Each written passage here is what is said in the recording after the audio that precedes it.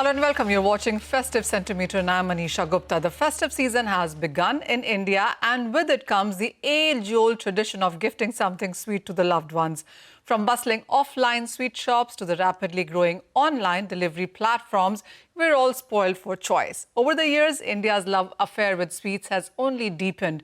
But the way we consume and purchase them is undergoing a big transformation. From traditional sweets like laddus, jalebis to modern delights like figs burfi and rasmalai tiramisu, or health-conscious options like low-sugar, sugar-free and guilt-free sweets to innovative packaging and premium gifting options, the Indian market is adapting quickly to changing consumer behavior.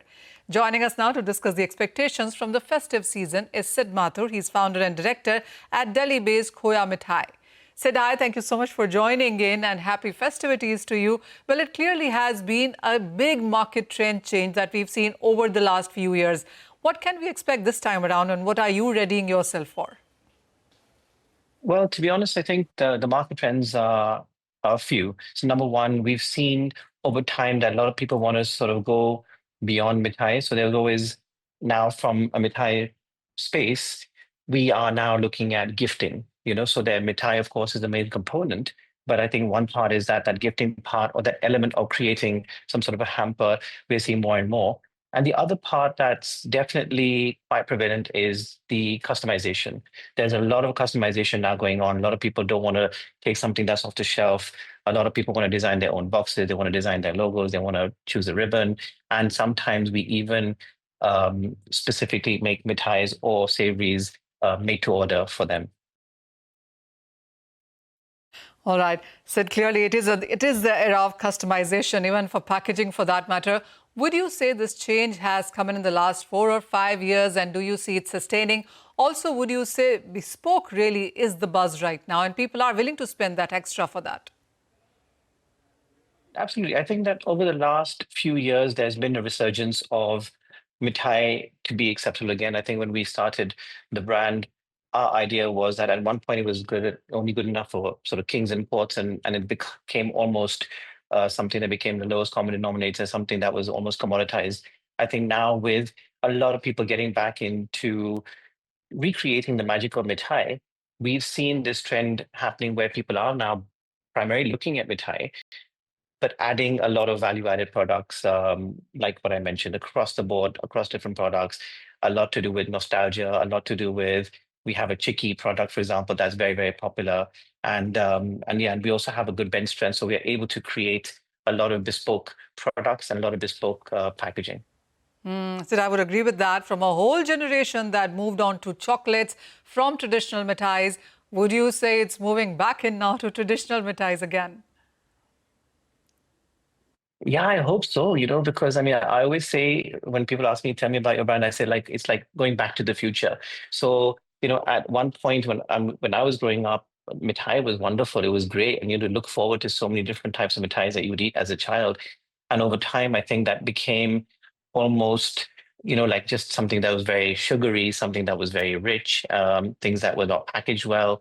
And the importance has sort of gone. And I think that's a lot of that has come back now. So I 100% know that mithai is getting a massive makeover. And I think that it's allowing the entire market to recreate a lot of magic that we may have lost over the past 20, 30 years. And it's quite wonderful to see a product that is actually has so much history, so many wonderful anecdotes, so many brilliant stories coming back again. And it's honestly a great feeling. Sid, is it also about sugar-free, gluten-free, guilt-free even? And how are you tackling with those kind of demands? To be honest, of course we have a wide sugar-free range, and we do have a lot of products that are healthier. I think the key word is, I mean, I think for us, we have a stronger hold on the north part of India. And here people like healthier. I'm not sure if they like healthy. As soon as you say healthy, they're like, what have you not put inside? They immediately second guess the product. So we do have a lot of products that are healthier. We're using a lot of great ingredients. A lot of times we are using baked products instead of fried. And of course, we have a sugar-free range. But to be honest, that accounts for a very small part of the sale that we have in the year. Sid, you're also into food consultancy and you have some eating joints as well. With the way you've spread yourself out, what's the plan going forward with Khoya Mithai? Well, we have partners in every business, and at the moment, we are spending a lot of time and attention on Khoya. Khoya has a huge growth potential. We do have a couple of restaurants. One's called Bomba, one's called Nico. Both of them, if I may say so, doing quite well and growing quickly too. So I do find enough time to manage all of it. But I think that anything that has to do with food is in our veins, and we just really enjoy it. There's barely a day of work, to be honest. It's a lot of fun. So it's always interesting to ask the person, the head of the business, really, on what their favorite product or what are they most enthusiastic about. So within your spread, which is your favorite? You know what? That's unfair, but I would say keeping Khoya in mind and festive season coming around the corner, I think the premise of the first thing we ever created and we ate and we thought, oh, you know what? I think we can taste the difference in this mithai, and I think and let's now move forward with the brand. And that was a coconut laddu, because as a child, I used to love the coconut barfi, but it was very like syrupy and super sweet. And we tried to make a better version of that, or a version that we thought was a little bit more relevant for today's audience. And that was a coconut laddu. So till today, it's something that's very close to my heart and typically in my stomach every few days. All right. So from laddus to beverages then, and that's yet another area that you work with. And savories is another thing that you added along the years. How is that business doing?